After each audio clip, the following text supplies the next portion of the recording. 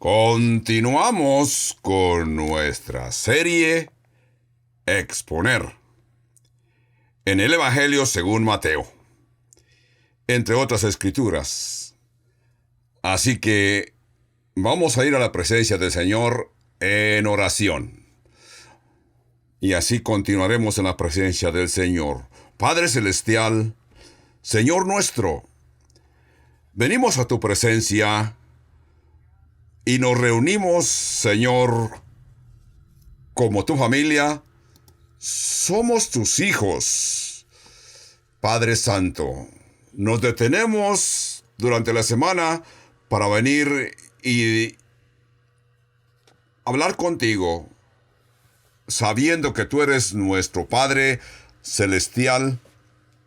Señor, tu nombre es grande y debe de ser exaltado y honrado. Estamos ansiosamente esperando que tú establezcas tu reino en la tierra, pero mientras esto sucede, continuamos haciendo tu voluntad aquí en la tierra, bajo tu guianza, sabiendo que hacemos tu voluntad como se hace tu voluntad en el cielo. Padre, tú sabes lo que necesitamos y confiamos que tú vas a proveer diariamente lo que nosotros necesitamos. Por esto te damos gracias, principalmente porque nos sentimos perdonados. Te damos las gracias porque tú nos has perdonado nuestras tonterías. Y reconocemos tu generosidad, que seamos ese mismo tipo de gentes generosas que venimos a ti para agradecerte también. Padre, te pedimos que cualquiera que sean nuestras preocupaciones, nuestros intereses, quizás problemas que están en nuestras vidas, y también quizás sean cosas agradables que nos puedan distraer. Padre Santo, ayúdanos a poner todo esto a un lado para poder estar en tu presencia. Que nuestra frecuencia esté atenta a lo que tu Espíritu Santo nos quiere decir en una forma simple. Entender tu palabra, tus sagradas instrucciones. Abremos nuestro corazón para oír la voz del Espíritu Santo y que use a este ministro con todo y que es imperfecto, Padre Santo. Todo esto te lo pedimos en el nombre de Jesús. Amén, amén. Así que ya estuvimos viendo las bienaventuranzas de este mensaje monumental que Jesús presentó en el capítulo 5 de Mateo y 6 y 7 de este evangelio. Entonces, hemos visto que el reino de Dios funciona y opera con un sistema muy diferente que el reinado de nuestro mundo. El mundo claramente se opone a la forma en que Dios enseña, porque el mundo nunca dice que bienaventurados los pobres, o bienaventurados los que lloran, o bienaventurados los mansos, o bienaventurados los que tienen hambre y sed de justicia. El mundo no enseña de esta manera, ni cree de esta manera. El mundo funciona en una forma diferente a los valores que tú nos enseñas, Padre Santo. Tenemos que aclarar claramente. Les voy a mencionar lo que este escritor que se llamó J.B. Phillips escribió, un libro para poder hacernos entender a la comunidad cristiana, a la comunidad del Nuevo Testamento. Él intentó una traducción para hacernos reír y equiparnos. Según él, escribió sus beatitudes o las bienaventuranzas si el mundo las hubiera escrito. Él dice, bienaventurados los que se esfuerzan, porque ellos continuarán en éxito en el mundo. Bienaventurados los de corazón duro, porque siempre parece que tienen éxito. Bienaventurados los que se quejan, porque siempre encontrarán lo que buscan. Bienaventurados los malignos, porque nunca pensarán en sus pecados. Bienaventurados los que tienen esclavos, porque lograrán sus objetivos. Bienaventurados los sabios de este mundo, porque ellos sabrán a dónde ir. Bienaventurados los que causan problemas, porque serán notados por la comunidad. No hay ninguna expresión en este artículo que escribió J. Phillips que diga que están bajo la guianza de Dios. Pero si vamos a este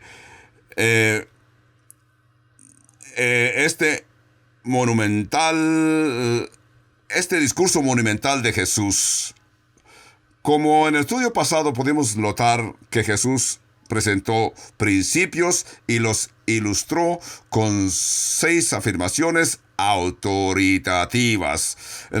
Encontramos en el verso 20 del capítulo 5 que dice: porque os digo que si vuestra justicia no fuere mayor que la de los escribas y fariseos, no entraréis en el reino de los cielos. Mateo 5:20.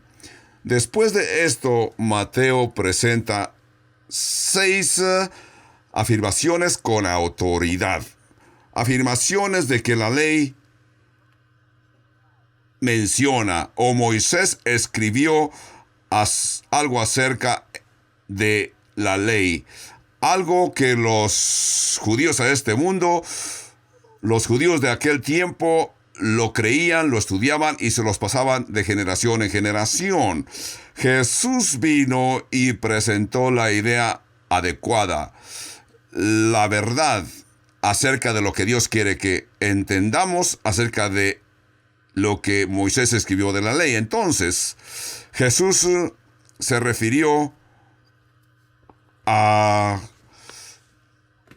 en el verso 20 se refirió acerca del asesinato. En el verso 21 dice: oíste que fue dicho a los antiguos, no matarás, y cualquiera que matare será culpable del juicio. Así que Jesús quiere que entendamos, no se refiere a lo que hacemos. Jesús quiere que entendamos lo que hay en nuestro corazón. ¿Qué es lo que te motiva para cometer esos actos malignos? Es lo que Jesús quiere que entendamos. Entonces, Jesús se refiere al adulterio. En el verso 27 dice: oíste que fue dicho, no cometerás adulterio. Pero yo os digo que cualquiera que mira a una mujer para codiciarla, ya adulteró con ella en su corazón. Así que el adulterio comienza en nuestro corazón, en nuestro pensamiento. Es donde todo comienza. Comienza en el proceso que comenzamos a codiciar, en nuestro pensamiento, en nuestro corazón. Luego Jesús se refirió a el divorcio. Vamos a leer el verso 33 para ver cómo es que Jesús explica acerca del adulterio. Además, habéis oído que fue dicho a los antiguos: no perjurarás, sino cumplirás al Señor tus juramentos. Mateo 5:33. Entonces, aquí nos dice que nuestra naturaleza humana, después de la caída de Adán y Eva, ha sido nuestro problema. Nosotros, por naturaleza, somos deshonestos. Es lo que somos, deshonestos, pecaminosos. Hemos caído de la gracia de Dios. Muchos se tratan de disculparse.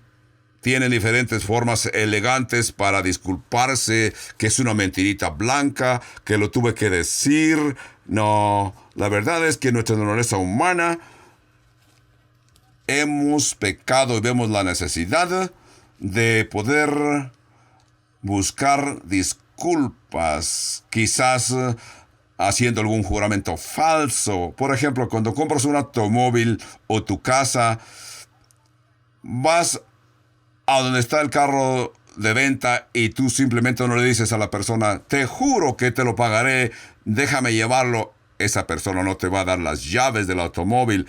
Él está esperando que con todo y que tú le prometas, honestamente tú le vas a pagar por ese automóvil y de esa forma cumples con el juramento de pagar por aquel automóvil. Entonces, en los días del Señor, hace 2000 años, las personas acostumbraban jurar. Y acerca de los juramentos hay dos escrituras, y esas escrituras, uno está en el libro de Levítico y otro está en el libro de Números. De ahí los judíos sacaban esta forma de jurar. Pero tenemos que entender que Dios nunca le dijo en el Antiguo Testamento a nadie que debían de hacer juramentos. Pero la Escritura dice, pero si haces juramento, asegúrate que lo cumplas. Tú haces un juramento, no tienes que hacer juramento, pero si le haces una promesa a alguien, se la tienes que cumplir. Principalmente si le prometiste algo a Dios, tendrás que cumplir tus juramentos. En el verso 34 de Mateo 5, Jesús continúa diciendo, pero yo os digo, no juréis en ninguna manera, ni por el cielo, porque es el trono de Dios, ni por la tierra, porque es el estrado de sus pies, ni por Jerusalén, porque es la ciudad del gran rey. Ni por tu cabeza jurarás, porque no puedes hacer blanco o negro un solo cabello. Pero sea vuestro hablar sí, sí, no, no, porque lo que es más que de esto procede del mal, o de lo maligno procede. Así que en Judea, en esos tiempos, hace 2000 años, era una costumbre muy común hacer juramentos y decían algo así, te juro por esa luz que estamos viendo, o te juro por mis cabellos que tú los ves, te hago este juramento, o por esto o aquello. Para nosotros se nos hace raro, ¿verdad? Pero ¿recuerdas cuando tú eras niño, cómo jurábamos, hacíamos nuestras promesas y el niño te decía, pon tu mano en tu corazón y júrame? Ponías tu mano en el corazón y decían, oh, te juro, te juro, te juro, te juro. Y así crecimos con esas costumbres de niños, pero esa es la idea de que Jesús quería aclarar aquí, que en aquellos tiempos se comportaban como niños. En esos días del Señor había dos diferentes tipos de juramentos. Un juramento era o una promesa, era una promesa que no parecía que era obligatoria. Así que ponías tu integridad. Pero eso era juramentos de niños, pero en el otro juramento tenías que incluir el nombre de Dios. Si incluías el nombre de Dios en esa promesa que tú hacías, absolutamente era un juramento que tenías que cumplir, porque ahora estás poniendo a Dios de promedio. Así que si una persona decía, yo te juro por la luz, o te juro por mis cabellos, eso era un juramento de niños, porque era algo que de veras no incluía a Dios. Por eso es que Dios no tenía nada que ver, era un juramento de niños. Era una forma loca, desordenada de hacer juramentos. Pero Jesús le está tratando de explicar que aún en esos juramentos de niños, juramentos de juguetería, de que los niños jugaban, aún ahí está incluido Dios mismo, porque ellos juraban por el cielo, ahí vive Dios. Ese es donde está Dios, ese es su trono. Pero si juras por la tierra, pues es el estrado de sus pies. Dios está pisando en tierra. Por eso es que Jesús les está tratando de aclarar. No hagan juramentos, porque aún la ciudad de Jerusalén es la ciudad del gran rey. Y si juras por tu cabeza o por los cabellos que hay en tu cabeza. Dios creó esos cabellos. Dios creó la luz. Así que no puedes separar a Dios de ningún juramento. Jesús les explica, y es muy simple, que nadie puede separar a Dios de las vidas de nadie. La verdad es que Dios está en todo, en donde quiera, en todo tipo de promesas, no importa que parezcan promesas de niños. Hace muchos años que yo le prometí a mi esposa que yo sería su esposo y que la amaría en las riquezas, en pobrezas, en enfermedades y en una vida saludable. Así que esa promesa se la hice que sería hasta que la muerte nos separe. Esa es la promesa que se hace en el matrimonio. Así que ella también está dispuesta a cubrir y guardar esta promesa. Eso no quiere decir que pensamos en que matarnos el uno al otro para cumplir esa promesa, porque yo he oído que muchas personas viudos dicen: yo le cumplí la promesa a mi esposa. Qué bueno, eso está bueno. Pero tenemos que entender que Jesús está anivelando o elevando el nivel de las promesas con que simplemente digamos sí o no. He oído un adagio antiguo que dice: en boca cerrada no entra el pie. ¿Tú recuerdas que muchas personas, después de que han fallado o que dijeron algo que se arrepintieron, dicen: ya metí la pata? Entonces, para que no tengas que sentir que metiste la pata, ten cuidado de que no hagas ninguna promesa. No le prometas a nadie nada. Pero si le prometes a alguien, tienes que cumplir. En el verso 38 de Mateo 5, ahora nos va a hablar de las venganzas. Oíste que fue dicho ojo por ojo y diente por diente. Eso está en Levítico y Éxodos.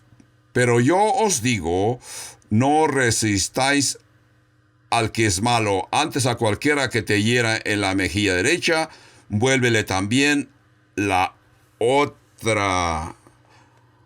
Entonces, ¿qué quiere decir con esto de que voltees la mejilla? El mundo espera que le voltees la otra mejilla. El mundo esto lo ve como una cobardía. El mundo quiere que continúes, que regrese la agresión. Y si alguien quiere ponerte a pleito y quitarte la túnica, déjale también la capa. Y cualquiera que te obligue a llevar su carga por 1 kilómetro, llévalo por 2. Y al que pida, dale. Y al que quiera tomar de ti prestado, no se lo niegues. Ahora, esa ley que existía es lo que causó que algunas personas en nuestros días dicen: aquí un ejemplo de lo salvaje y severo que es el Dios del Antiguo Testamento.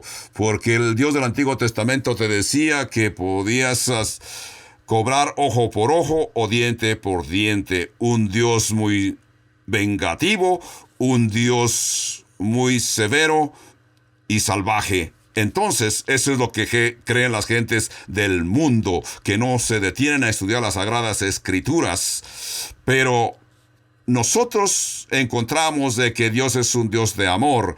La razón que existía esa ley era para limitar la venganza. Se le llamaba la ley Lex Taliona, que esto quiere decir una ley que no podías cobrarle a alguien más de lo que te debía. Que si le cobrabas a alguien, tenías que cobrarle lo que era legítimo. Por eso usaban esta expresión que la llamaban Lex Taliona. Porque nuestra naturaleza humana no es cobrarle a la persona lo que nos debe. Nuestra naturaleza humana es que tú le quieres cobrar a aquella persona más de lo que te debe, arruinarlo. Por ejemplo, en nuestros días, si alguien te simplemente te golpea un ojo, tu naturaleza es golpearle los dos. O si alguien por accidente te golpea y tú pierdes un diente, tú sientes el deseo de golpear a aquella persona y decirle, y le dices, tú me golpeaste mi diente, me voy a asegurar que uses dentaduras el resto de tu vida. Así que esta ley era para que se cobrara la deuda ojo por ojo, diente por diente. Jesús ahora les dice, no resistas al maligno. Antes de continuar con esto, entendamos que como en el Antiguo Testamento, la naturaleza era cobrarle a la persona aún más de lo que era. En el capítulo 4 de Génesis encontramos a esta persona llamada Lamec. Lamec, después de haber matado a alguien, dice que un varón matare por mi herida, que a un varón mataré por mi herida, y un joven por mi golpeé. Y si 7 veces será vengado Caín, Lamec en verdad 70 veces, y 7 será vengado. Fíjense, a este tiempo ya Lamec pensaba en vengarse y dice aquí que se vengó. Así que cualquier infracción a que Lamec se refiere, él está diciendo que él mató a un joven que lo hirió. Obviamente, Lamec se refiere que hubo algo que lo molestaba que había matado a un joven. Por eso es que se puso la ley llamada lex taliona, de ojo por ojo, diente por diente, para que no fueran las personas a matar por un crimen. Así que al tiempo de Jesús, sabemos que iban a las personas con su crimen y las personas en autoridad les permitían que la retribución fuera legítima, que el cobro a la persona que había ofendido se le cobraba simplemente al nivel del crimen. Y así que el que había cometido aquel crimen se le aplicaba esta ley llamada lex taliona, o sea, ojo por ojo, diente por diente y nada más. Pero a nivel personal, nosotros sabemos que a nivel personal ya no existe esta ley de lex taliona. Ahorita, por la gracia de Dios, si alguien te ofende, le tienes que perdonar. No vas a ir, tú me ofendiste y tendrás que pagar por tu crimen. Jesús está diciendo que en nuestros días tú no debes de resistir a la persona maligna. A nivel personal, Dios te está diciendo, la venganza es mía, yo cobraré, es lo que el Señor dice.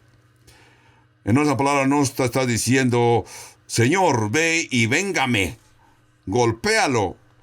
Y yo creo que Dios hace mejor trabajo que yo. Por eso es que cuando alguien me ofende, yo no me siento mal de dejar que Dios vengue por mí, porque Dios es justo. Dios hará mejor justicia que yo. Dios tiene diferentes formas para disciplinar a sus hijos, incluyéndonos nosotros, yo mismo. Dios me va a disciplinar a mí. Por eso es que Jesús le dice, yo sé qué es la ley que ustedes tienen y la aplican. Y esa era la ley que ellos usaban, pero Jesús ahora dice, yo les digo, no resistáis al que es malo.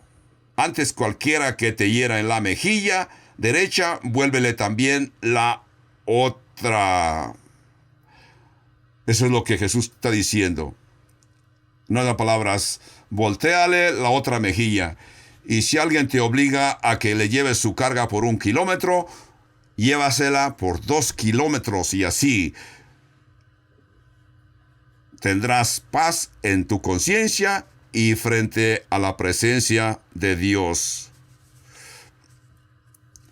Ustedes saben que tenemos un sistema de que la persona que nos esté escuchando a través de la internet, aún miles de millas de aquí de Albuquerque, nos pueden hacer preguntas a través del sistema de la internet. La pregunta que nos han enviado es, ¿Y qué esto de poner la mano en la Biblia cuando vamos a la corte? Yo te contesto fácilmente. Yo no tengo problema de poner mi mano en la Biblia en la corte. Puedo poner mi mano sobre la Biblia porque sé que estoy diciendo la verdad y voy a decir la verdad y solamente la verdad.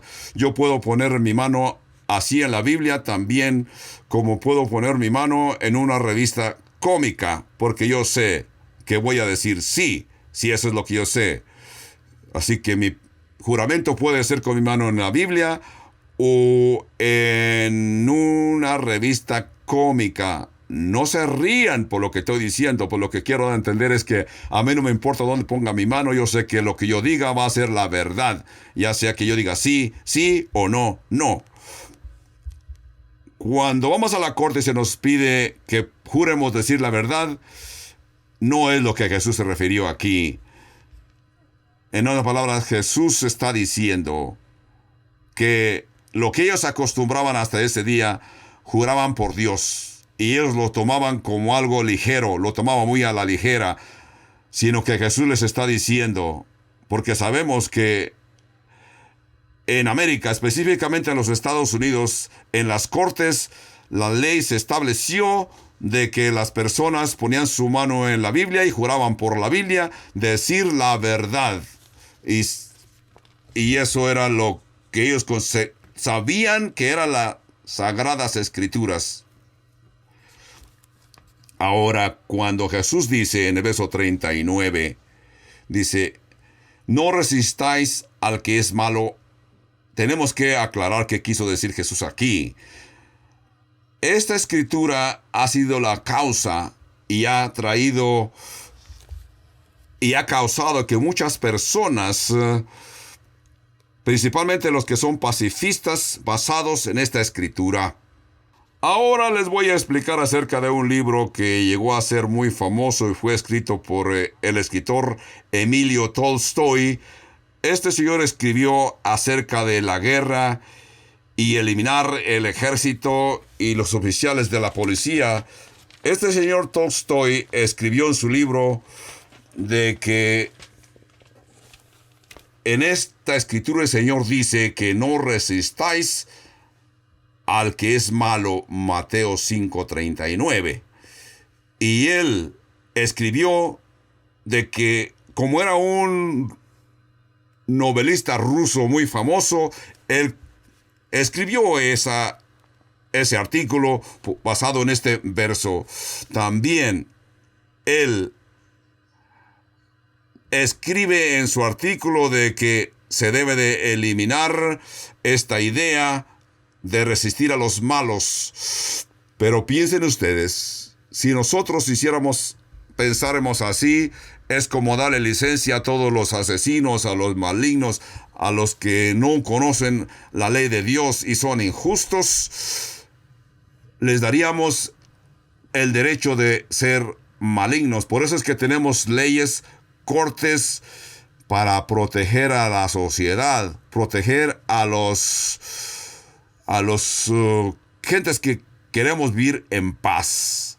Por eso es que esta ley, tenemos que entender que vivimos en un mundo maligno. Todavía no estamos viviendo en el reino milenial, porque nosotros personalmente tenemos que perdonar, pero a nivel nacional tenemos que tener cortes, prisiones, para poder continuar en paz y proteger la sociedad.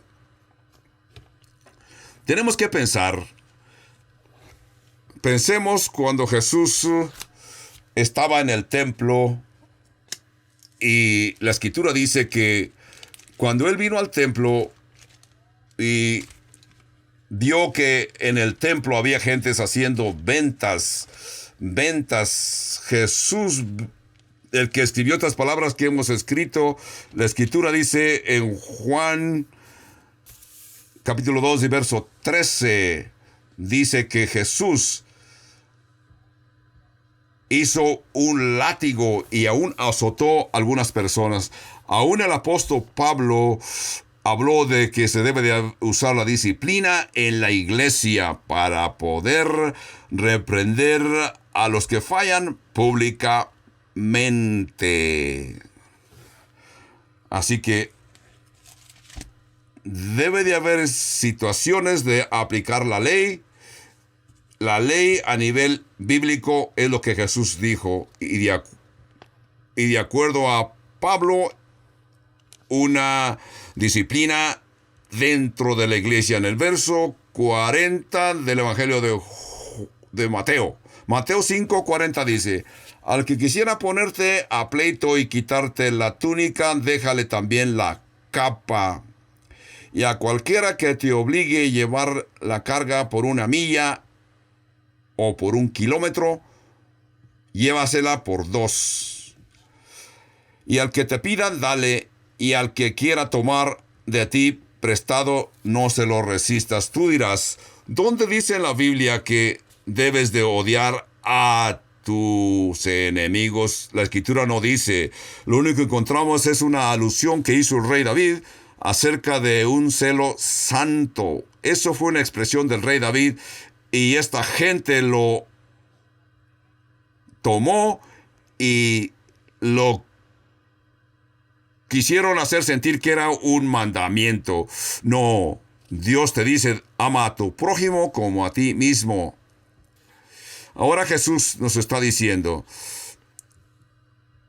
habéis oído que odiar a tu enemigo es lo que dijo el rey David, pero Jesús ahora está diciendo, ahora yo te digo, que ames a tu prójimo, porque los fariseos, todo lo que hacían era que cuando veían algo que les convenía, lo aplicaban y lo hacían sentir que era mandamiento de Dios, sino que ahora él aún basados en esto texto, los rabinos se sentían tan justos y hasta tenían un dicho que decía que debías despreciar a los samaritanos y a los incrédulos. Por eso es que cuando estos judíos tenían que viajar del norte a sur, y no pasaban por Samaria, pero si no había una otra forma que iban deprisa, al pasar por Samaria, se fajaban, se aseguraban que sus mismas ropas no tocaran nada,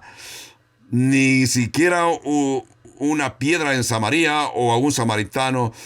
Y tenían un dicho que decían que Dios había creado a los incrédulos y a los gentiles para atizar el infierno. Así que Jesús está diciendo, habéis oído de amar a tus enemigos, eso es bíblico, pero ¿y la definición? ¿Qué es la definición de cuál era tu enemigo? Jesús les está diciendo, pero yo os digo, amad a vuestros enemigos, bendecid a los que os maldicen y haced bien a los que os aborrecen y orad por los que os ultrajan y os persiguen. Es verdad, los que te desprecian, los que te ultrajan, dice aquí en el verso 44, dice a los que os ultrajan. Ustedes saben que esto debe haber sido difícil, muy difícil. Tú sabes lo difícil que es orar por los que te han hecho mal. Porque Jesús dice, para que seáis hijos de vuestros Padre que está en los cielos, que hace salir su sol y sobre los malos y buenos, y que hace llover sobre los justos e injustos. Mateo 5, 44 y 45. Verso 46, porque si amáis a los que os aman, ¿qué recompensa tendréis? ¿No hacen también lo mismo los publicanos? Jesús está dando a entender, hay gente que te odia, hay gente que te ha causado problemas. Ora por esos que tú entiendes que te desprecian y te han causado dolor. Yo me he dado cuenta y he descubierto, basado en lo que hemos leído aquí, que he descubierto que es bien difícil poder sentir odio con alguien por quien tú estás orando. Piensa. Si tú encuentras una persona que en verdad te ha causado problemas, que te ha causado dolor, Y tú estás orando por esa persona, así que esa persona no la puedes odiar. No puedes continuar llevando resentimientos ni rencores contra esa persona con que estás orando. Pero recuerda, cuando oyes el nombre de aquella persona que te hizo mal, quizás te hizo sentir mal, te hizo causar que te ultrajó. Así que yo les reto, cuando viene a ti, a tu pensamiento, el nombre de esta persona que te ultrajó, te insultó, a lo mejor te golpeó, pídele a Dios que lo cambie, pídele a Dios que esa persona sea salva, pídele a Dios que convierta a esa persona. Yo tuve una experiencia hermosa. La semana pasada yo salía de la oficina del banco y una persona me reconoció, dijo, ¿usted es el pastor Skip? Dije, sí, yo soy. Dijo, ¿le puedo hacer una pregunta? Comenzó a platicar conmigo y me habló que él era incrédulo y había estado casado con una mujer incrédula. Entonces me pidió mi consejo acerca de su situación. ¿Qué podía hacer con aquella mujer que lo había abandonado y se había llevado a sus niños y ahora sentía odio? Y dice, yo no la puedo amar ni como persona humana. Me es difícil porque ella me ha herido, me abandonó, se llevó mis niños. Ahora no la puedo considerar como humana, sino que es mi ex esposa. Y dice, ahora la siento que es mi enemigo. Entonces inmediatamente yo logré la oportunidad. Le dije, si es tu enemigo, tu enemiga, ámala, porque Jesús dice que debes de amar a tus enemigos. Y le pregunté, ¿tú oras por esa mujer? Y dice él, claro que no. ¿Cómo puedo orar por ella si yo la odio? Entonces yo le dije, comenzando esta semana, cada vez que su pensamiento venga su nombre venga a tu pensamiento, pídele a Dios que la bendiga. Piensa que cualquiera que haya sido la razón que ella le causó abandonarte, ya sea que creció en una forma que no entendió lo que era un juramento, o quizás encontró una situación adversa, cualquiera que haya sido la razón, pídele a Dios que la bendiga. Pídele a Dios que Dios la bendiga y pide por ella todos los días. Se detuvo por un instante, me vio a mis ojos y yo dije, ¿me está entendiendo? Continué diciéndolo. Algo más de que te quiero decir. ¿Eres tú una persona hermosa? ¿Eres tú una persona justa frente a Dios? ¿Nunca has causado problemas a nadie? ¿Eres tú una persona perfecta? Inmediatamente me dice, no, no soy perfecto. Y comenzó a decirme diferentes cosas que él ha fallado en su vida, cómo abusó de drogas, cómo ha mentido, cómo robó. Entonces yo le dije, piensa, yo no te conozco, pero Dios conoce toda tu vida maligna y Dios está dispuesto a perdonarte. Y tú sabes que Dios conoce y Dios te ama y está dispuesto a perdonarte y recibirte como su hijo. Aquella persona se sonrió y dice, oh, yo nunca había pensado de esta manera. Cuando él se sonrió, yo pensé, qué bueno, porque tenía frente a mí a un hombre grande, corpulento. Así que estábamos nosotros en el estacionamiento, ahí oramos juntos, las personas pasaban y nos veían, quizás se burlaban de nosotros, pero qué hermosa oportunidad para ministrar a alguien que necesita oír de Dios. Jesús te dice, ama a tus enemigos, ora por tus enemigos, haz el bien a tus enemigos.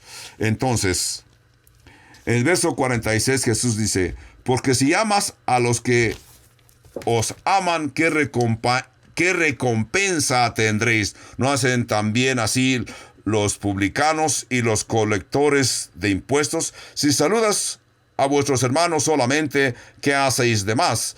¿No hacen también así los gentiles y publicanos? Así que amar a los que te hacen el bien, eso es fácil. Eso es lo que hacen todos. Cualquier persona, por maligna que sea, ama al que le hace el bien. Eso es lo que hace cualquier persona. Es algo muy fácil. Si nomás haces bien a los que te hacen el bien, no haces nada diferente a lo que hacen los gentiles y los malos. En el verso 48 Jesús dijo: sed pues vosotros perfectos, como vuestro Padre que está en los cielos es perfecto. Mateo 5:48. Eso no parece que se oye muy bien para el incrédulo. Ustedes están oyendo este mensaje, monarca. Sean perfectos como Dios es perfecto. Es lo que oyeron estas personas. Perfecto, perfecto. O sea, lo que ellos oyeron, la palabra perfecta, suena algo así como talias. En su idioma es talias. O sea, perfeccionar nuestros propósitos. Perfeccionar nuestro estilo de vida. Bueno, tienes que entender. ¿Tú quieres ser un cristiano maduro? ¿Quieres llegar a una madurez cristiana?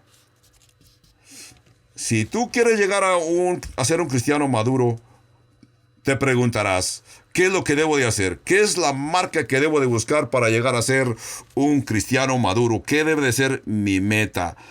La marca que busco es, debo de memorizar las escrituras, o debo llegar a un punto que me pidan ser un diácono de la iglesia, o ser el encargado de un ministerio. No. La respuesta es que tú sabrás que eres un cristiano maduro cuando llegas a sentir amor por los que te hicieron mal, por los que te maldijeron alguna vez en tu vida. No solamente tu familiar, las personas que te sonríen y te saludan con gozo, no. Cuando tú llegas a sentir amor por aquellas personas que te hirieron, que te ultrajaron, te hicieron daños, te robaron, es cuando llegas a saber que eres un cristiano maduro. Creo que ya he leído les he mencionado antes, pero se lo voy a mencionar. Esto lo escribió un pastor de Sudamérica. Dice que en su antigua denominación había un enemigo. Dice, este hombre llegó a sentir coraje contra mí, sentía odio contra mí, y me lo llegó a decir. En una ocasión estábamos en una convención, ahora una convención cristiana, y me lo encontré y traté de saludarlo y me dijo, no me hables, tú sabes bien que yo siento coraje contra ti. Y yo le dije, yo te amo. Él dijo, tú no me puedes amar a mí, porque yo siempre he sentido coraje contra ti, yo soy tu enemigo. Y no estaba hablando, estaba gritando. Entonces yo le dije, alabado sea Dios. Yo no sabía que tú eras mi enemigo, pero ahora que sé que tú eres mi enemigo, tengo una buena oportunidad de amarte, porque Jesús dice que debo de amar a mis enemigos. Comencé a orar audiblemente, grité, le dije, alabado sea Dios, Padre Santo, bendice aquí a mi enemigo. Entonces, haciendo esta historia larga en una forma corta, antes de un año él me invitó para que yo fuera a predicar en su iglesia. Esto es lo que es amar a tus enemigos. Aquí este hombre llegó a crecer, a ser un cristiano mayor, y así se cumple la ley de Cristo. Ama y ora por tus enemigos. Ahora, vamos a ir al capítulo 6 para ver el cumplimiento del principio que Jesús dijo en el capítulo 5 y verso 20, cuando dice, porque os digo que si vuestra justicia no fuere mayor que la de los escribas y fariseos, no entraréis en el reino de los cielos. Ahora en el verso 6, en el capítulo 6, verso 1, vemos que Jesús continúa diciendo, guardaos de hacer vuestra justicia delante de los hombres para ser vistos de ellos. De otra manera no tendréis recompensa de vuestro Padre que está en los cielos. Jesús les habló hasta aquí de lo que habían visto. Ahora Jesús les está hablando de lo que están ellos testificando. En el verso 5 dijo de lo que ellos veían que hacían y enseñaban los fariseos. Los fariseos hablaban de su propia justicia, se felicitaban unos con otros porque hacían ciertas actividades que ellos se justificaban unos con otros, Les hablaba de que ellos hablaban de su propia justicia. Ahora Jesús les está hablando de algo genuino. Cómo tener un comportamiento de amor genuino. Parece que Jesús les habla del contraste, les presenta el contraste de la hipocresía.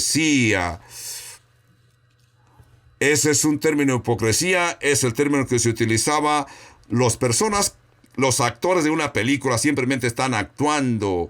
En el idioma de ellos es hipócrita. Porque el actor de la película simplemente se está presentando como el héroe o el bandido o el maligno o el hombre que hace el bien.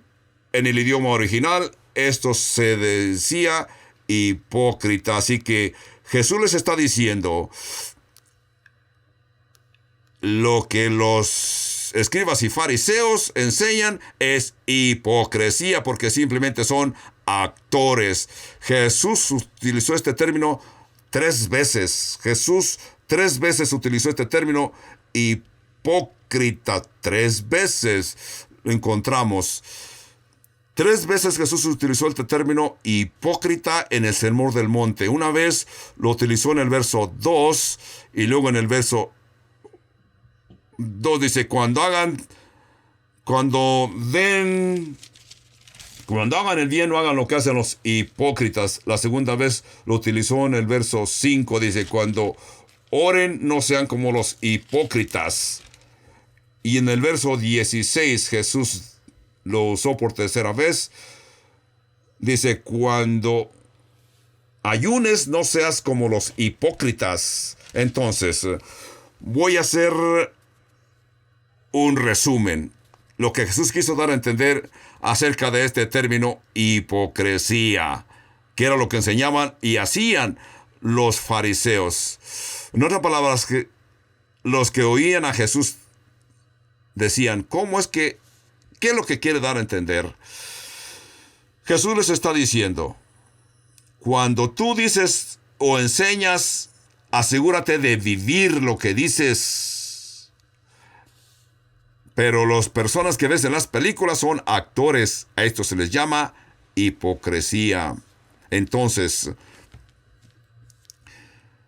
Mateo capítulo 6 y verso 1 dice, guardaos de hacer vuestra justicia delante de los hombres para ser vistos de ellos. De otra manera, no tendréis recompensas de vuestro Padre que está en los cielos. Es el verso 1. Vamos a ver qué quiso dar a Jesús, porque se considera una actividad sagrada. Es un deber sagrado. Cuando tú sientes el deber, la necesidad de ayudar a alguien, es un acto sagrado. Interesantemente, Jesús comenzó aquí en el capítulo 6, verso 1, dice, con una advertencia. Jesús está usando una advertencia. ¿Por qué es que Jesús comienza con una advertencia? Jesús quiere que entendamos que cuando nosotros hacemos un bien, estamos en un peligro. Cuando tú haces un bien, alguien te está observando. Y cuando haces un bien, estás en el peligro de que te sientes que estás haciendo el bien y tienes el peligro de que te sientes contento porque alguien te está admirando. Y entonces el peligro es que te sientas motivado de hacer el bien para que te aplaudan o te hace sentir bien. No hay nada malo de que tú le des las gracias a alguien cuando te hace el bien, o que alguien te da gracias cuando a alguien le haces el bien, pero esto te puede llevar a un problema muy serio. Jesús comienza con esta advertencia, dicen, guardaos de hacer vuestra justicia delante de los hombres para ser vistos de ellos. De otra manera no tendréis recompensa de vuestro Padre que está en los cielos. Está bien claro. Léelo, memorízalo, entiéndelo. Bueno, hace algunos años que yo tuve esta experiencia, antes que estuviéramos en este templo que ahora estábamos nos reuníamos donde podíamos, pero llegamos a un momento que el grupo creció y buscamos un edificio y encontramos este edificio que era un teatro, este edificio en el cual en verdad vinimos a reunirnos, que era en la calle Ubank, en el número 1660. Yo recuerdo cuando estábamos hablando con el dueño de aquel edificio, caminamos por el edificio, estábamos observando el edificio, y aquel señor que era el dueño de aquel edificio, naturalmente que estaba con nosotros, mostrándonos el edificio, y nosotros sabíamos que aquel precio era demasiado, porque a nosotros ese tiempo éramos un grupo muy pequeño, así que como quiera, decidimos ver aquel edificio, ver el precio.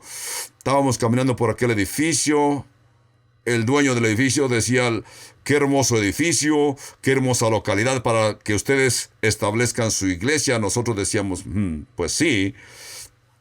De repente se detuvo y me dirigió la palabra, dice, le voy a decir, señor pastor, el precio que ustedes han oído, naturalmente que es un precio muy alto, pero le voy a hacer una gran rebaja para que ustedes puedan comprar este edificio. Y yo inmediatamente dice, oh, gracias a Dios. Se hizo aquel hombre a un lado conmigo, me dijo, yo creo que estoy en una posición de que yo le voy a hacer una gran rebaja, así que quizás esto me ayude el día del juicio y Dios me permita entrar al cielo. Es lo que él dijo. Yo sentí la tentación de simplemente decir, gracias a Dios y que Dios sea alabado. Es lo que sentí deseo de hacer. Y eso era muy fácil. Hubiera sido fácil simplemente decir, amén. Pero no. Como nosotros cristianos no actuamos así. Podía yo haber pensado, estamos tratando, trato es trato, pero dentro de mí el Espíritu Santo me redarguía y le contesté, le dije, Señor, no les diré qué es su nombre de este Señor, pero le dije, escúcheme. Si usted le rebaja el precio a esto no le va a ayudar a usted para el día del juicio. Lo que a usted le va a ayudar el día del juicio es que usted establezca una relación perfecta con Dios a través de su Hijo, el Señor Jesucristo. Porque la Escritura dice que no hay nada bueno que podamos hacer para ir a la presencia de Dios. Ese es el peligro que caen en muchas personas cuando hacen obras buenas. Por eso es que Jesús está diciendo, ¿qué es el motivo de que tú haces el bien? Verso 2, Jesús continuó diciendo, cuando pues des limosna, no hagas tocar trompeta delante de ti, como hacen los hipócritas en las sinagogas y en las calles para ser alabados por los hombres. De cierto os digo, que ya tienen su recompensa. Qué interesante cuando dice aquí ser vistos por los hombres. En griego era algo así como teajomein, como ya mencionamos. Son las personas que actúan en las películas. Las películas que llaman en las películas, o las personas que hacen el bien y llaman la atención para que alguien los aplauda y le den las gracias. Ahora veamos cómo piensa un inconverso.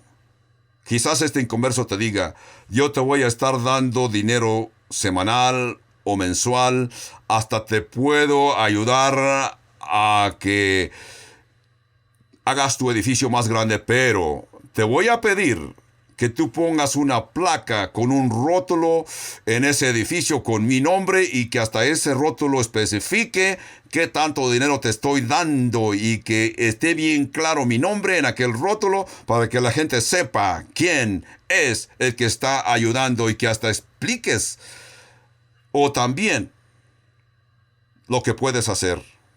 ¿Por qué no nomás le ayudas a esa persona?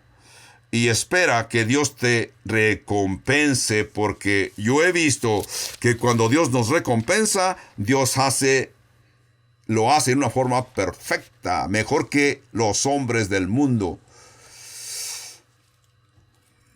Verso 3 dice, mas cuando tú des limosna, no sepa tu izquierda lo que hace tu derecha. ¿Verdad? En el verso 2, Jesús dice que Dios te va a recompensar. Imagínate cuando lleguemos al cielo, qué aburrido sería que tú vas a estar hablando con Dios y le vas a decir, Dios mío, Padre mío, te doy las gracias que me trajiste al cielo. Esto es hermoso y te doy las gracias porque qué hermosa habitación en que me has puesto. Pero parece que algo falta aquí. Yo estuve contribuyendo a esta iglesia, hice muchos bienes a las personas, pero... Y la escritura me decía que yo iba a ser recompensado, pero yo no veo ninguna recompensa públicamente aquí. Entonces Dios te va a decir, de acuerdo a las escrituras, tú ya recibiste tu recompensa. Acuérdate en el Sermón del Monte lo que está escrito, pero tú le pediste a la persona que le diste la contribución que escribiera en un rótulo, y sí, así fue, así lo hizo el pastor, y cada vez que alguien veía aquel rótulo, pensaban bien de ti y decían, qué buen hombre, ese fue tu pago. Ahora, acuérdate que estamos pasando el mes de que se aprecia a los pastores, y está bien que le des las gracias a tu pastor, aunque yo me siento incómodo, no me gusta que nadie me dé las gracias, y yo sé que muchos genuinamente me saludan, yo lo aprecio y les doy gracias también, pero eso me incomoda. Dentro de mí hay algo que me dice, cómo me gustaría que no me digan esto, porque entonces cuando venga al cielo no voy a esperar recompensas, pero yo sé y yo entiendo que muchos de ustedes trabajan y son diligentes y hacen trabajo voluntario aquí en el templo, aún fuera del templo. Algunos hasta cruzan la frontera a Ciudad Juárez para ir de misioneros. Entonces, yo sé que ustedes en el cielo van a estar al frente, y quizás porque yo soy la persona que estoy aquí al frente, en el cielo yo voy a ser el que voy a estar allá, en una esquina, porque yo recibí alabanza. En el verso 3 Jesús continúa diciendo, mas cuando tú des limosna, no sepa tu izquierda lo que hace tu derecha, para que sea tu limosna en secreto, y tu Padre que ve en el secreto te recompensará en público. Es por esas escrituras que yo he leído, nunca he creído en eso de que los hermanos hagan promesas, como algunos pastores lo hacen públicamente. Ustedes los han visto personalmente, y si no en la televisión, han oído que dicen, yo creo que el Espíritu de Dios me está guiando y me está diciendo que frente a mí, entre ustedes hay 40. Sí, el Espíritu Santo me muestra el número 40, que entre ustedes hay 40 personas que se van a comprometer y van a hacer una promesa de traerme $1,000. Cuando yo veo esto me siento incómodo, me siento a punto que hasta siento deseos de vomitar, porque estos señores le están quitando la bendición. Porque Pablo dijo a los corintios en 2 de Corintios 9:7, dice, cada uno dé como propuso en su corazón, no con tristeza ni por necesidad, porque Dios ama al dador alegre. Cuando ustedes den a la iglesia, denlo con gozo. Denlo con gozo porque Dios ama al dador alegre. Pero si tú cuando das a la iglesia te sientes incómodo, dices, ¿por qué tengo que darle a estos? Es mi dinero. Yo podía ir y comprarme un café. ¿Eso es lo que vas a dar? Si eso es lo que vas a dar suficiente para comprar una taza de café, quédate con él. No lo des a nadie. Mejor si un día me encuentras en la cafetería, me regalas un café, pero hazlo con amor a Dios. Verso 5, Jesús continuó diciendo, cuando ores, no seas como los hipócritas. Otra vez el término hipócrita, porque ellos aman orar en pie en las sinagogas y en las esquinas de las calles para ser vistos de los hombres. De cierto os digo que ya tienen su recompensa. Qué interesante que Jesús da a entender aquí que los hipócritas oran. Los hipócritas oran, dice aquí. No es que les guste orar a los hipócritas, ni tampoco quiere decir que aman a Dios, sino que se aman a sí mismos. Y cuando oran públicamente ellos mismos se sienten a gusto, dicen, qué bien me salió esta oración, lo volveré a hacer. Y la gente que los escucha dice, sí, qué bien, si yo, amén, amén. ¿Recuerdan cuando Jesús se refirió en el libro de Lucas capítulo 18 y habló de que dos hombres subieron a orar? Y el fariseo, Jesús dice, el fariseo, mas el publicano que estando lejos no quería ni aun alzar los ojos al cielo, sino que se golpeaba el pecho diciendo, Dios, sé propicio de mí, pecador. Pero el otro decía, te doy gracias porque no soy como los otros hombres, ladrones, injustos, adúlteros, ni aun como este publicano. Ayuno 2 veces a la semana, doy diezmos de todo lo que gano. Es lo que decía este hombre que se gloriaba a sí mismo. Pues Jesús dijo, mas el publicano estando lejos no quería ni aun alzar los ojos al cielo, sino que se golpeaba su pecho diciendo, Dios, sé propicio de mí, pecador. Os digo que éste descendió a su casa justificado antes que el otro. Los hipócritas no es que les guste orar ni adorar a Dios, sino que les gusta llamar la atención de las gentes que los pueden escuchar y así impresionar a sus oyentes.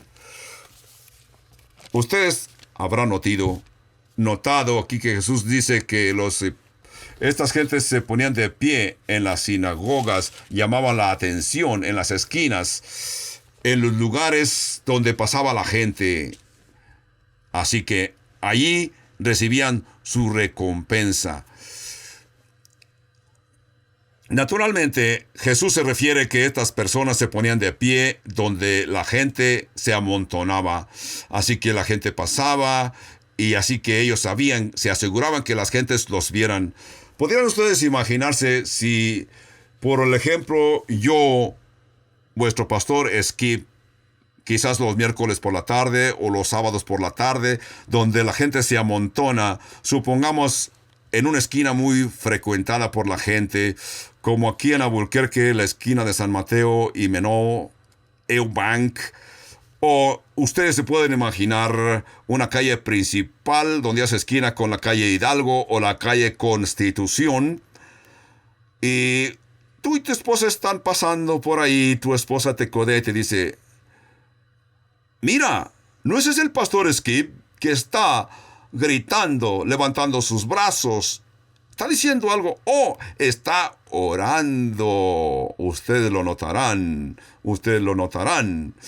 Y pueden ustedes inmediatamente pensar, nuestro pastor es un hombre santo. Es un hombre que ama a la ciudad. Por eso está orando en público. No, ustedes pueden claramente entender. Se ama a sí mismo. Por eso Jesús dice, cuando ores, entra en tu aposento y cerrada la puerta, ora a tu Padre que está en secreto, y tu Padre que ve en lo secreto te recompensará en público. Jesús no está dando a entender que no oremos en público. Jesús oró en la última cena. Jesús oró su oración pública que podemos encontrar, que es la oración del Señor, en el capítulo 17 del Evangelio de Juan, y sus discípulos lo oyeron y Juan lo escribió. Con todo esto, la oración pública debe de ser una expresión de tu vida de oración en privado. Eso es lo que debe ser la oración pública. Tu oración pública es un reflejo de tu oración en privado. Si tú tienes problema para orar públicamente con tus hermanos en la iglesia, en la capilla, si tú tienes problema para orar en estos lugares, quiere decir que tú no tienes oración en privado, no tienes devoción en secreto, porque la Escritura dice que lo que tú haces en privado se va a poder ver en público. Jesús está diciendo que debemos de orar en secreto. Métete en tu aposento, en tu recámara, cierra tu puerta y ahí en secreto habla con tu Padre Celestial. ¿Por qué es que necesitamos tiempos de reflexión?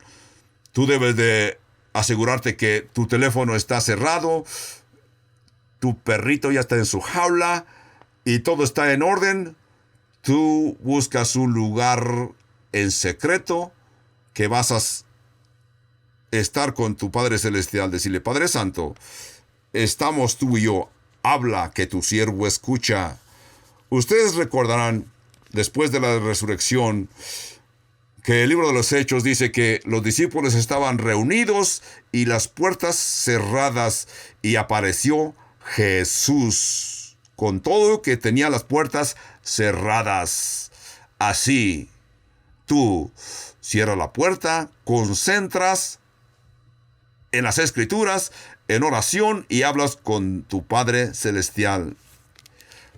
Verso 7 dice, y orando no uséis vanas repeticiones como los gentiles, que piensan que por su palabrería serán oídos. No os hagáis pues semejantes a ellos, porque vuestro Padre sabe de las cosas que tenéis necesidad antes que vosotros le pidáis. Otras escrituras modernas dicen que cuando oras no uses un palabrerío, no hagas repeticiones, casi como lo que dice aquí. No malentendamos lo que Jesús está diciendo, sino que tenemos que estudiar, prepararnos y balancear nuestra vida de oración y nuestra vida de ayuno. No nomás digas, bueno, aquí dice que no repita palabras, aviente unas cuantas palabras al aire y ya. No, no es eso lo que Jesús está diciendo. Jesús quiere que entendamos que no hagas oraciones que digas, voy a estar 1 hora, 2, 3 horas orando. Entonces vas a llegar a un punto que te vas a cansar. Eso es lo que muchas gentes creían hace 2000 años. Una oración famosa que escribió un rabino hace 2000 años se encuentra en su Talmud. Dice que tenía esta oración 16 adjetivos antes que mencionaba el nombre de Dios, como Padre Santo, justo, omnipotente, único, verdadero, brillante, sabio. Hasta que mencionaba 16 adjetivos, mencionaba el nombre de Dios. Eso es lo que quiere decir aquí con que no ores y hagas repeticiones. Oí de un predicador en Escocia que oraba de esta manera cada domingo. Elevaba unas oraciones muy elocuentes, pero en este caso estaba una anciana que participaba en el coro y estaba en este momento detrás de este predicador. Este predicador estaba elevando su oración con toda elocuencia, con mucho lujo, omnipotente, adjetivo, santo, justo, omnipotente, verdadero. Esta mujer estaba detrás de este predicador, estiró su mano, él le estiró la capa y le dijo, simplemente dile Padre Santo y pídele algo. Esta persona se desesperó. Llega al punto, ve al punto, no te y grite palabrerías. Esto es interesante. Si tú vas a comparar la oración de los profetas del dios Baal comparado con la oración del profeta Elías, que se encuentra en Primera de Reyes capítulo 18. La oración del profeta Elías fueron unas cuantas palabras. En primer lugar, sabemos que Elías estaba orando al Dios verdadero. Eso es lo importante, que tú sepas que estás hablando con el Dios vivo. En segundo lugar, el profeta Elías hablaba de su corazón, porque él decía en forma una oración auténtica, genuina al Dios verdadero. Pero los profetas del Dios Baal continuaban repitiendo. En el Primera de Reyes capítulo 18 nos habla de esta oración y dice que estos profetas del Baal oraron desde la mañana hasta el mediodía. Imagínense el circo que hacían.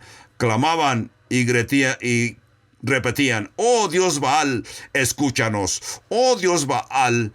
Y la escritura dice que no había ninguna voz que les contestara. ¿Por qué no había voz ni respuesta? Porque no había ningún Dios Baal.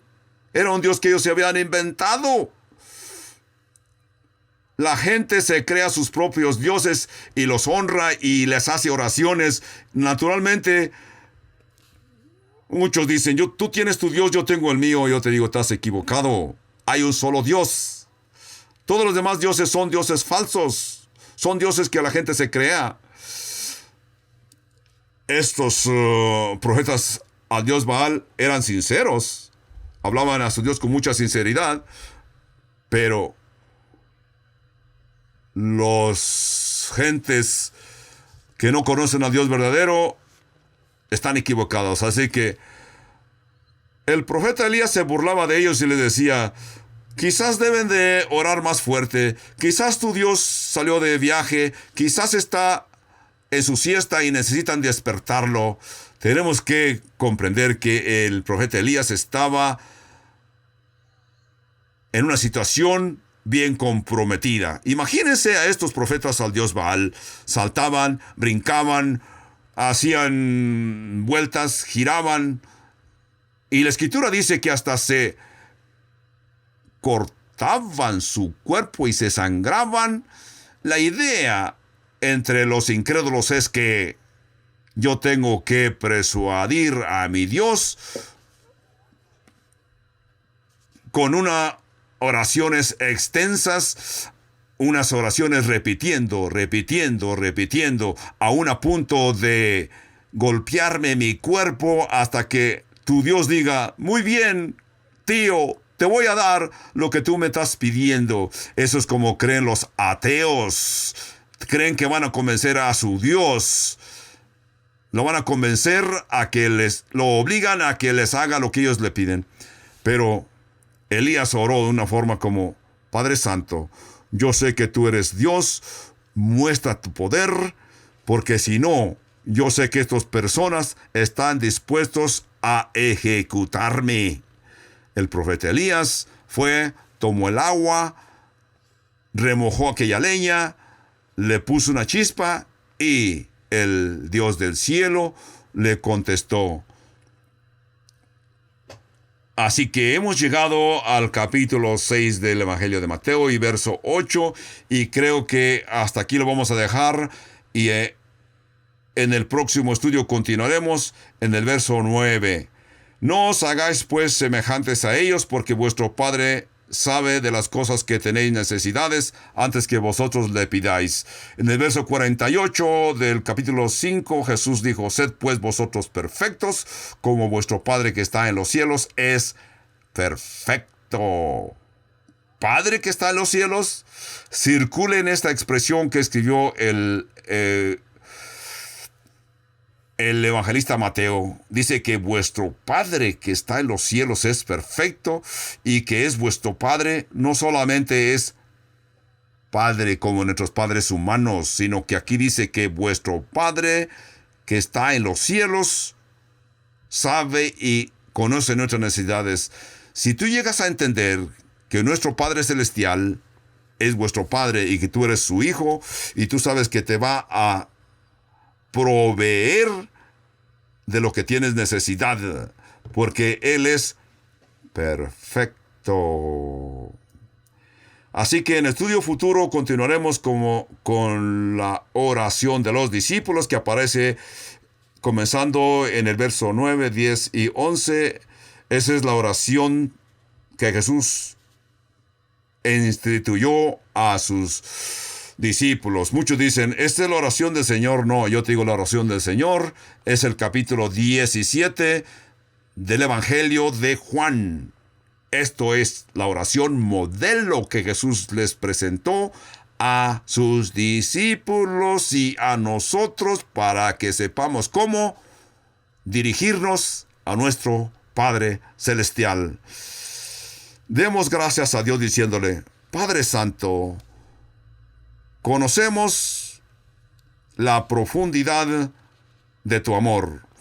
En lo más profundo de nuestros corazones entendemos y reconocemos que tú eres nuestro Padre Celestial y que tú eres nuestro Padre perfecto.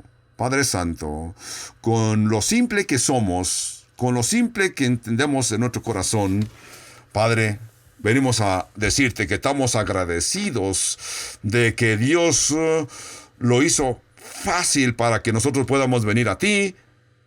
Por eso es que Él aceptó ir a la cruz, para que nosotros podamos tener una relación perfecta contigo, una relación simple, porque llegamos a entender que tú eres nuestro Padre y nosotros somos tus hijos. Y en esta forma tan simple, en esta intimidad que sentimos contigo, sabemos que vamos a obtener todo lo que necesitamos.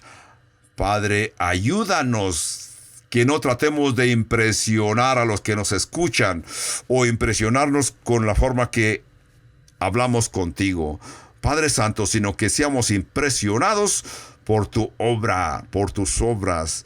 Padre Santo, que nosotros podamos sentir ese gozo. Te pedimos que con nuestro gozo tú seas glorificado, Padre Santo. Ayúdanos también a que no nos sintamos motivados porque las personas que le hacemos el bien nos admiren o nos den las gracias, sino que lleguemos a entender que tú conoces y que un día en el cielo tú nos vas a recompensar por esas obras que hacemos. No hacemos obras para que tú nos perdones, Padre Santo, sino que nuestras obras las hacemos porque te amamos, porque queremos ser tus representantes. La forma en que vivemos en nuestros días, Padre Santo, que sea una forma que a ti te agrada. Y de esta forma sabemos que tú estás viendo nuestra actividad y por fe te estamos agradando. Y que no hacemos las obras porque esperamos recompensa, sino que nuestras obras nuestra posición es que nos sentimos gozosos de poder ser tus representantes y que las personas sepan que somos tus hijos. Pero tú en tus escrituras quieres que entendamos que tú un día nos vas a recompensar porque servimos a tus hijos de todo corazón. Le servimos a tus hijos no esperando que nos paguen. Padre Santo, también yo te digo gracias por esta hermosa congregación. Estos hermanos que están hambriados de oír tus enseñanzas. Padre Santo, yo sé que todos los que me están escuchando tienen necesidades. Yo te pido, Padre Santo, que suplas todas sus necesidades. Padre Santo, que tú seas la provisión de que ellos necesitan y que ellos sepan, Padre Santo, que eres tú, que nos estás proveyendo. Yo sé, Padre Santo, que tú vas a proveer y por eso te decimos gracias. Que esos problemas que ellos puedan estar viviendo, yo te pido que si sienten temor, que ese temor desaparezca, Padre Santo, de sus vidas, sino que crezcan en tu conocimiento y en la forma que ellos testifican. Padre Santo, que ellos sientan paz cuando ellos testifican de ti.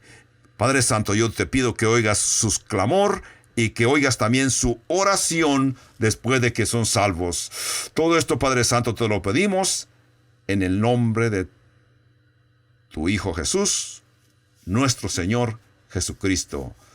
Amén, amén y amén.